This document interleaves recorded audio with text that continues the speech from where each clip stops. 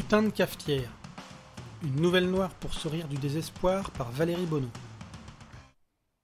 Patrick ouvrit les yeux brusquement. La luminosité était trop forte pour qu'il soit 6h30 du matin. Il regarda sa montre sur la table de chevet. 8h moins le quart. Merde! Il observa le réveil, le regarda méchamment, nota mentalement qu'un réveil ne pouvait s'émouvoir de la façon dont on le regardait, mais n'en continua pas moins. Saleté de réveil, pensa-t-il. Saleté de putain de réveil! Il aurait dû venir avec son réveil. Il n'aurait pas été obligé d'utiliser celui de sa fille. Ce machin lumino-fluorescent qui, au lieu d'émettre un bon vieux dring, chantonnait des airs d'oiseaux stupides sur fond de musique d'ascenseur à consonance pseudo-orientale. Patrick ne comprenait pas comment le régler. Il avait passé 2 heures la veille à tenter de déchiffrer le fonctionnement de cette machine infernale. Sa fille lui avait juste indiqué « Tu verras, c'est super facile. »« Même pour toi » avait-elle ajouté dans un petit rire. Il se posa sur le lit, respira lentement. Il était ridicule de se mettre dans un état pareil pour un stupide réveil. Pourtant, il ne pouvait s'empêcher d'y jeter des petits coups d'œil. Il continuait à le regarder avec reproche. Un réveil, ça se remonte avec une petite clé, on donne une dizaine de tours, on déplace la petite aiguille sur la bonne heure, et on est réveillé par un dring. Ça devrait être comme ça, un réveil. Je vais me faire un bon café, ça ira mieux. Arrivé dans la cuisine, il repéra la machine, les filtres et la boîte à café. Son sourire revint, une machine à café classique. Il posa un filtre, versa quelques cuillerées de café, mit l'eau dans le réservoir. Il était en terre inconnue. Au moment d'appuyer sur le bouton pour déclencher l'écoulement d'eau, il constata que cette machine n'avait pas de bouton, pas d'interrupteur. Mais il y avait un écran sur le côté. Bordel, mais c'est une blague, même les cafetières ont des écrans maintenant? Et il leva la tête, prit la cuisine à témoin. Même les cafetières sont des ordinateurs? Personne ne lui répondant, il reprit son activité. Il observa l'écran. Sans surprise, il contenait plein de boutons virtuels. Prog, auto, mine, supre. Qu'est-ce que c'était que cette histoire? Patrick voulait juste un café. Un bon café pour se détendre après ce mauvais démarrage. Où est le manuel de ce truc-là? Il ouvrit les tiroirs, placards, rien. Voilà bien quelque chose qui le dépassait. Sa fille possédait une cafetière électrique qui nécessitait visiblement un permis pour l'utiliser, et il n'y avait pas de mode d'emploi. Où était le livret de 50 pages minimum qui expliquait comment se servir de ces 4 boutons cabalistiques? De quel cerveau malade cette cafetière avait-elle surgi?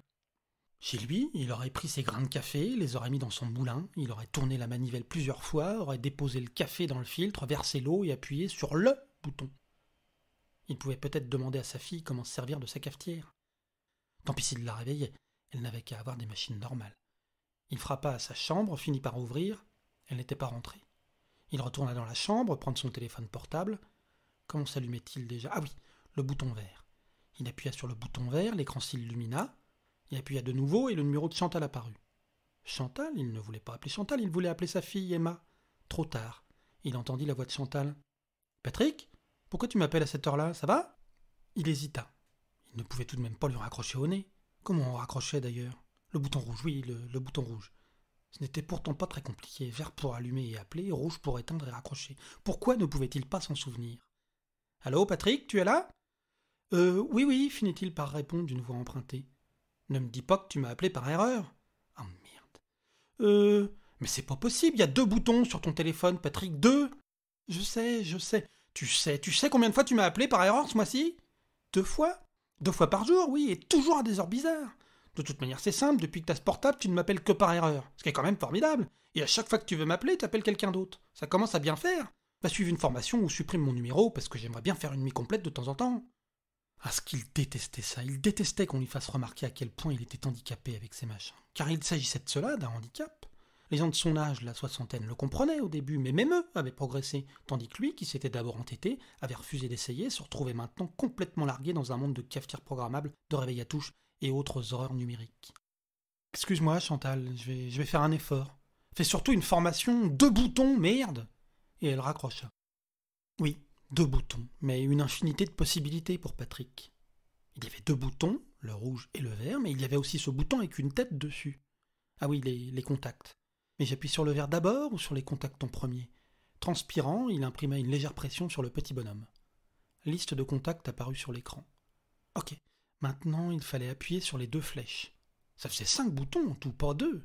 Il fit défiler, arriva à Emma rapidement, car dans sa liste de contacts, il n'y avait que Aline, sa compagne, Chantal, sa meilleure amie, Emma, sa fille, Frérot, pour son frère, Salaud, tu vas... Le début d'un SMS qui s'était retrouvé en contact sans qu'il sache comment. Bien, maintenant je fais quoi? Il appuyait avec le doigt sur Emma, il avait vu sa fille faire ça, il s'en souvenait, ça l'avait impressionné. Sa fille possédait un smartphone moderne, Patrick appuyait sur l'écran de son vieux téléphone dépourvu de capteur tactile.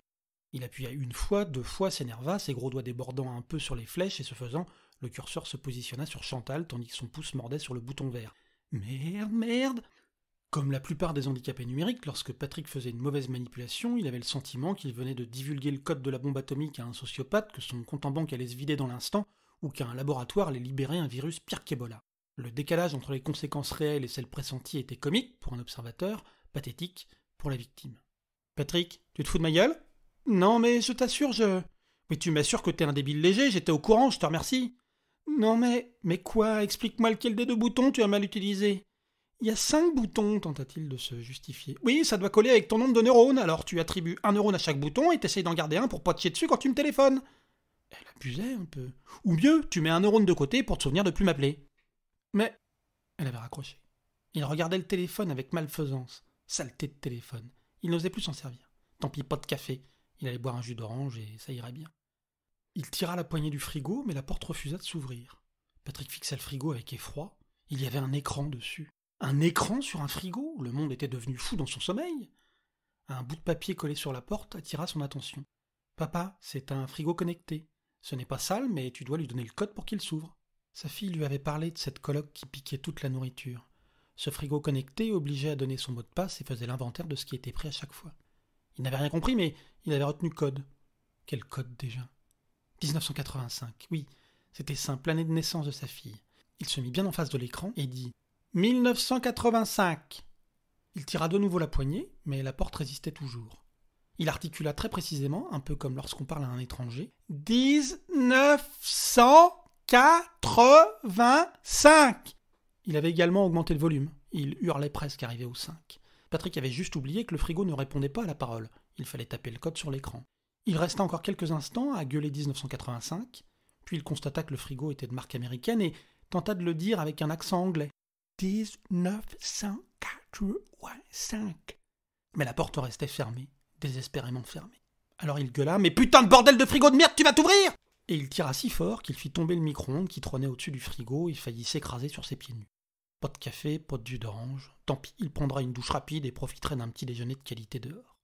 Alors qu'il tentait de se laver avec un gant éponge, il fixait d'un air mauvais ce petit boîtier bleu sur le pommeau de douche. Encore un écran, encore des boutons. Sa fille, dans un souci écologique de bonne aloi, avait investi dans un petit minuteur qui permettait de limiter la durée de la douche. Tant qu'il n'était pas activé, rien ne coulait. Patrick n'avait même pas tenté de le mettre en marche, il s'était simplement demandé ce qu'il avait raté dans l'éducation de sa fille. Il se rinça avec le gant au lavabo, puis s'habilla. Avant de sortir, il voulait quand même regarder ses emails, car il attendait un message important. Il se posa avec angoisse devant l'ordinateur de sa fille, il appuya sur le symbole rond, signifiant la mise en route. Ça, il s'en souvenait. C'était le même partout. Apparut une page avec Emma et en dessous, mot de passe. Patrick se mit à transpirer, le mot de passe est un petit peu l'ail, le pieu et le soleil de midi de l'handicapé numérique. La dernière session avec sa fille avait été terrorisante. Lorsque vous demandez son mot de passe à l'handicapé, sa première réaction est toujours « il n'y en a pas ». Sa fille lui avait demandé poliment « si, il y en a un, tu t'en rappelles ou pas ?» Patrick, gagné par la panique, avait répété « non, mais là, il n'y en a pas, je suis sûr ». Le « je suis sûr » sonnait aussi faux qu'un pétomane dans un concert pour violon. « Écoute papa, il y a un mot de passe, c'est sûr, obligé, il y a toujours un mot de passe, regarde dans ton carnet ». Contraint, il avait pris son petit carnet. À la première page, il y avait écrit mot de passe et un mot de passe dessous. Mais à la deuxième page aussi, et la troisième également, tout son carnet était couvert de mots de passe qui n'étaient reliés à rien. Résultat, son carnet s'avérait inutilisable, à moins de tous les essayer tout le temps. Il repéra malgré tout le mot messagerie et dessous un mot de passe. Rassuré, Patrick tapa donc son mot de passe de messagerie pour entrer sur l'ordinateur de sa fille. L'ordinateur refusa. Patrick commença à transpirer sévèrement. Jetant des regards apeurés un peu partout, il finit par voir un post-it à côté de l'écran. Mot de passe, papa-maman. Soulagé, il tapa à papa-maman et la session s'ouvrit. Il parvint, sans savoir comment, à se connecter à sa messagerie. 12 mails non lus. 3 étaient des publicités de mauvaise qualité, 8 du spam. Il restait un message de Chantal, envoyé 3 jours plus tôt. Il cliqua dessus pour répondre. Cela permettrait de repartir du bon pied. Mais l'interface n'était pas tout à fait la même que chez lui. Il y avait un petit bouton vert, comme un téléphone, à côté. Au moment de cliquer sur répondre, il avait cliqué dessus, sans faire exprès. Lorsqu'il vit une nouvelle fenêtre apparaître avec un téléphone, il se remit en mode panique nucléaire à Central Park et se figea. Le visage furibard de Chantal apparut à l'écran. « Patrick ?» Patrick était risible car il n'avait pas compris qu'il était filmé et regardait l'écran en secouant la tête de gauche à droite et en murmurant des « Non, non, non » comme s'il pouvait arrêter l'appel par la pensée. Chantal le regarda bouger, ferma les yeux, puis « Ça te suffit pas de me faire chier en audio, tu veux avoir l'image aussi, ça devient du délire ?» Patrick continua à secouer la tête, totalement dévasté, et marmonnait des « Oh non, non, non !» Chantal, qui comprenait très bien ce qui se passait, finit par lancer « Je te vois, Patrick !» Patrick s'arrêta, concentré, constipé, plutôt. Seuls ses yeux allaient de gauche à droite, de bas en haut. Il cherchait une grosse caméra, mais ne voyait rien. C'est le petit œil en haut de la bordure sur l'écran. Patrick, qui ne bougeait toujours pas, regarda plusieurs fois et finit par voir ce petit machin. Ce n'était pas une caméra. Une caméra, ça? Impossible. Il fronçait les sourcils, arborait sa plus belle bouche en cul de poule et recommençait à secouer la tête, mais plus lentement. Je te vois, je t'assure, c'est gênant, t'as régressé depuis ton dernier appel. T'as encore perdu un neurone? Fais gaffe, tu vas devenir plus con qu'une poule! Il respira, sourit, perdu et perdu. Chantal avait raison, il était complètement con, il était ridicule. Il fixait l'œil de la caméra, imaginait pouvoir se venger. Il fit part à Chantal de ses sentiments. Tu sais, je trouve les objets méchants. Chantal écarquilla les yeux. Méchants? Oui, ils sont méchants. Ce monde est méchant. Ah oui, permets-moi de te dire que vu de chez moi, tu lui rends bien. Oui, mais quand même. Mais quand même, rien du tout. Les objets ne sont ni gentils ni méchants, sois sérieux. Tu ne t'adaptes pas, tu ne t'adaptes à rien, alors ça devient compliqué, mais c'est tout. Mais la cafetière, là? Quoi, la cafetière? Elle a plein de boutons. Oui, et alors ça n'en fait pas une cafetière de l'État islamique, bordel. C'est juste une cafetière, mais elle ne ressemble pas à la tienne. Mais la douche, elle a des boutons aussi. Et tout le désespoir de Patrick tenait dans ces quelques mots. Tu vis dans un monde de boutons, et toi, t'es allergique aux boutons. Comme d'autres sont allergiques aux Saint-Jacques. Ça ne rend pas les Saint-Jacques méchantes. Oui, mais rien, Patrick. Si tu veux continuer à vivre dans ce monde, tu vas devoir faire un effort. Si tu ne veux pas faire d'effort, va falloir vivre en ermite. Dans ta grotte, avec ton café en grain, ton bac d'eau pour la douche, ta paille pour dormir, ton seau pour la pisse et un trou pour ta merde. Chantal, qui n'était plus vraiment en colère, seulement navrée pour son ami, ajouta. Réfléchis et on en reparle. Je retourne me coucher, là. Alors, si tu pouvais éviter de m'appeler en allant chier connecté, ça me reposerait. Porte-toi bien. Patrick arriva aux 12 rue de la Découverte. Une belle adresse de circonstance. Il regarda sa convocation. Surmonter son handicap numérique. Initiation. Par Formanum. Il chercha à tourner la poignée pour entrer et se trouva face à un digicode. Il sourit. Le digicode, il connaissait. Mais il n'y avait qu'une seule touche où appuyer. Et il y avait un écran au-dessus. Un écran avec des touches de défilement et un gros bouton avec un logo en forme de sonnette. Il appuyait dessus, mais rien ne se passa. Tapota à droite, à gauche, une voix se fit entendre. « Bonjour ? Bonjour, c'est pour Formanum. »« Oh, vous commencez à me faire chier les handicapés, là, c'est 10 fois par jour, même pas foutu de sonner à la bonne porte. » J'espère que cette nouvelle noire pour sourire du désespoir vous a plu. Si c'est le cas, vous pouvez en retrouver d'autres sur mon site valeriebono.com. À bientôt.